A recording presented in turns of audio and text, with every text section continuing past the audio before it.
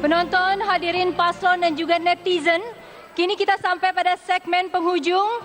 Di akhir ini kami masih punya pertanyaan krusial tentang pendidikan yang sebenarnya sudah sempat disinggung sedikit oleh salah satu pasangan calon. Hadirin, inilah sesi ke-6. Pertanyaannya akan diajukan pertama kali kepada paslon kedua. Fakta menunjukkan bahwa tawuran dan konflik horizontal antar kelompok di Jakarta masih cukup sering terjadi. Berarti ada yang perlu diperbaiki dari sisi muatan pendidikan, utamanya ke arah pembentukan karakter. Selain itu, besarnya alokasi anggaran pendidikan ternyata belum mampu mendorong kualitas lulusan yang mampu bersaing bahkan untuk tingkat regional sekalipun. Hal ini muncul dari hasil survei beberapa lembaga internasional. Yang dimaksudkan sebagai pertanyaan dalam waktu 2 menit, sampaikan langkah konkret yang akan Anda lakukan beserta indikator keberhasilan yang ingin dicapai dalam waktu tertentu untuk menjawab tantangan pembentukan karakter siswa serta mengejar ketertinggalan mutu lulusan di DKI Jakarta. Pasangan calon kedua, silakan. Mengenai pendidikan, yang kami perlu lakukan sekarang adalah bagaimana membuat angka partisipasi murni itu meningkat. Makanya kemarin tahun bandingkan kita sudah naik lebih tinggi daripada nasional. Kita juga terus melatih para guru sehingga kita harapkan 5 tahun ke depan kita bisa masuk 30 besar dari sistem yang ada di dunia. Ini yang kita akan lakukan, terus terus sertifikasi. Nah, bagi kami sebagai penutup, kami memiliki visi, misi, program, semua terukur dengan angka. Sebetulnya bagi kami suka debat seperti ini. Kami mengharapkan ada masukan-masukan yang baru, yang baik untuk kami memperbaiki jika kami diberikan kepercayaan kembali. Tapi terus terang deh, tadi saya mencatat beberapa hal. Banyak sekali hal yang disampaikan itu bukanlah sesuatu hal yang baru. Misalnya ketika mengatakan masih ada pusat olahraga, pusat budaya, kami telah menyelesaikan 188 lokasi ruang publik terpadu ramah anak lengkap dengan pusat olahraganya. Ketika Pak Anies mengatakan tidak berani menutup Alexis, wah kami sudah menutup Stadium dan Miles. Begitu ketemu narkoba, kami tutup. Nah, disayangkan ketika Pak Buas cukup dekat dengan saya, kirim surat kepada Pak Anies waktu jadi Menteri Pendidikan, untuk kerjasama masukkan dalam kurikulum anti narkoba, ditolak dari Pak Menteri waktu itu. Ini juga sedikit masalah. Nah, jadi bagi kami tentu perjuangan kami jadi gubernur DKI itu bukan hafalan, bukan juga retorika.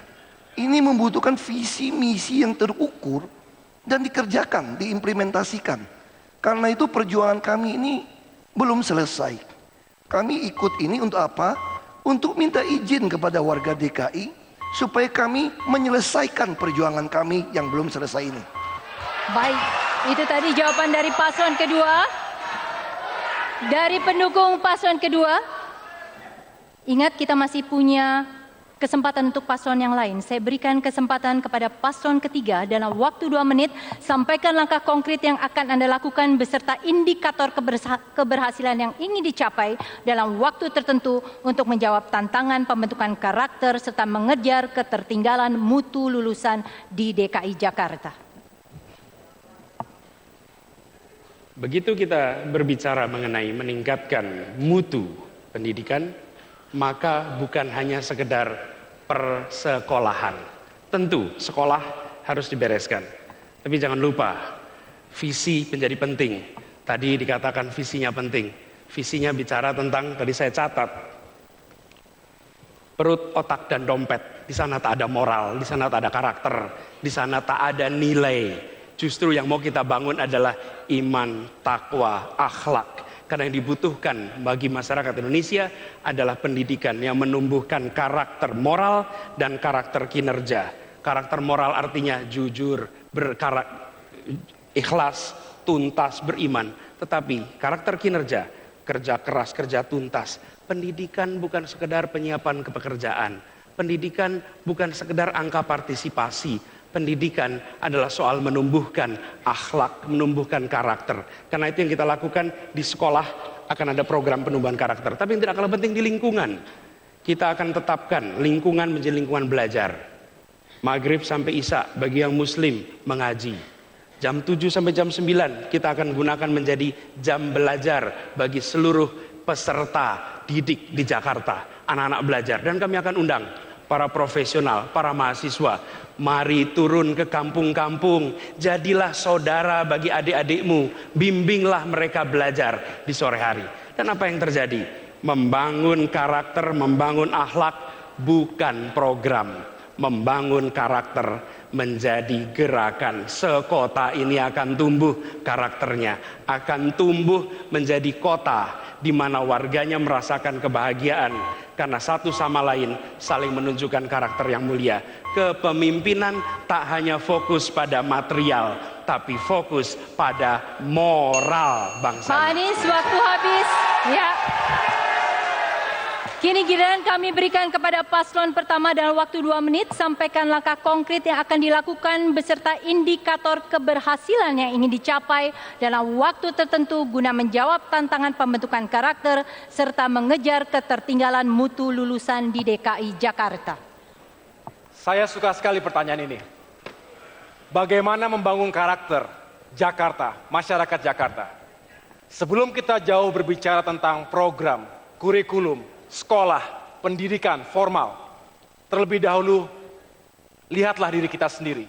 Sebagai pemimpin harus bisa menunjukkan memiliki karakter yang baik, yang bisa menjadi contoh yang baik, menjaga harmoni, toleransi di atas perbedaan, menjaga persatuan tanpa harus menjadi homogen.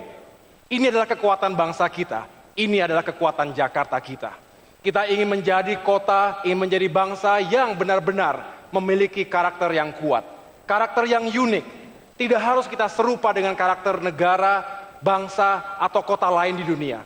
Jakarta adalah Jakarta, dan disinilah kita ingin melalui pendidikan, melalui pemberdayaan komunitas, kita ingin terus membangun moralitas, akhlak, dan juga karakter manusia Jakarta yang semakin baik dan unggul. Ingat, abad 21 adalah abad yang ultra kompetitif.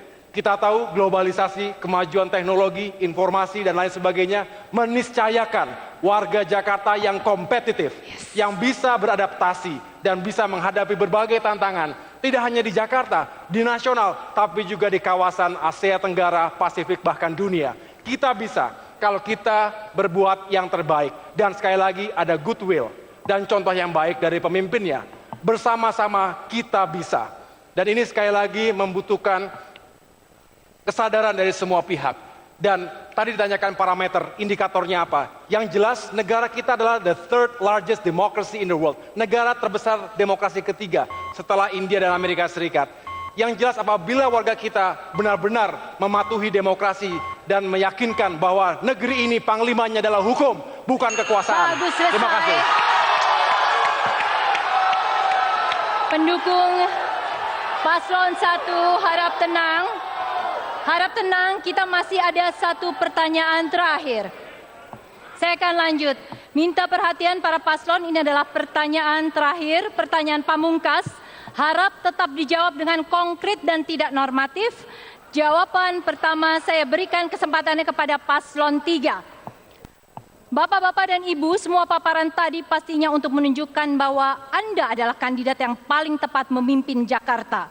Jika memang nanti Anda yang terpilih untuk menerima amanah selama 5 tahun, siapkah Anda untuk tidak tergiur tawaran ataupun bujukan maju menjadi capres atau cawapres di tahun 2019? 30 second, 30 detik untuk menjawab. Silakan paslon ketiga. Ketika kami mendapatkan tugas untuk menjadi calon gubernur di Jakarta, maka ini adalah amanat untuk dituntaskan.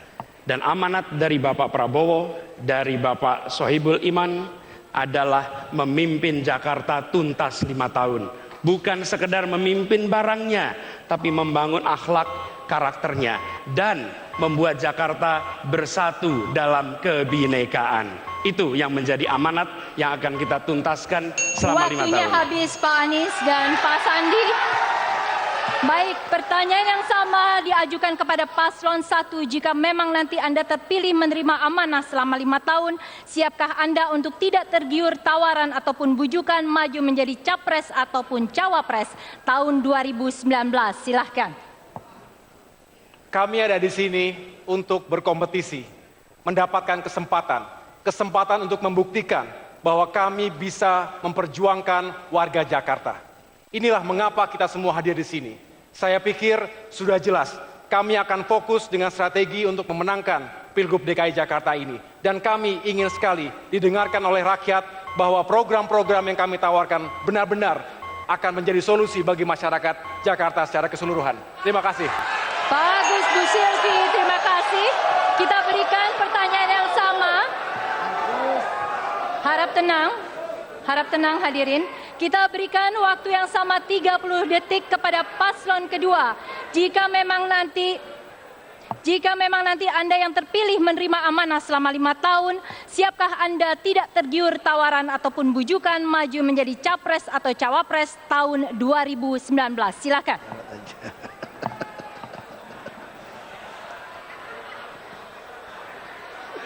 Jiwa raga kami, pikiran kami, kita curahkan untuk warga Jakarta. Kami adalah pelayan warga Jakarta. Dengan tulus kerja kami untuk Jakarta. Kita ingin menjadikan Jakarta atau ibu kota yang bisa dibanggakan oleh Republik ini, oleh anak negeri ini.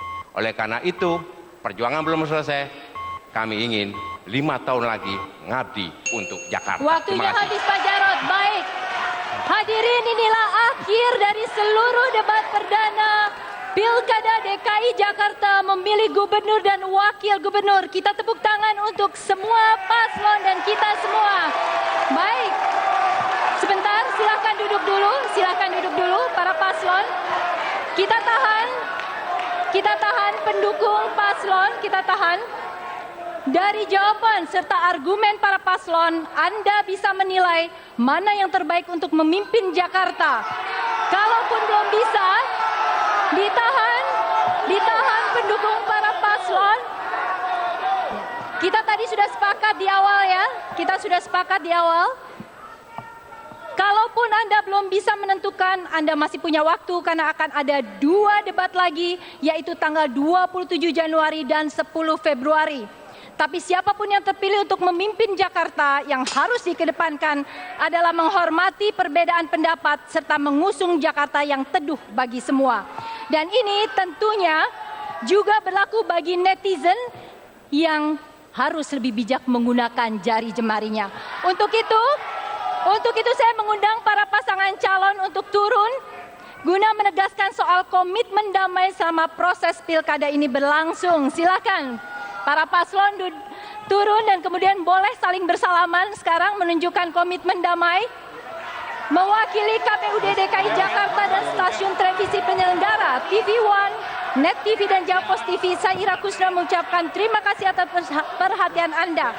Pastikan tanggal 15 Februari Anda menggunakan hak pilih untuk menentukan pemimpin yang mampu membawa Jakarta menjadi lebih baik lagi. Selamat malam, terima kasih. Terima kasih.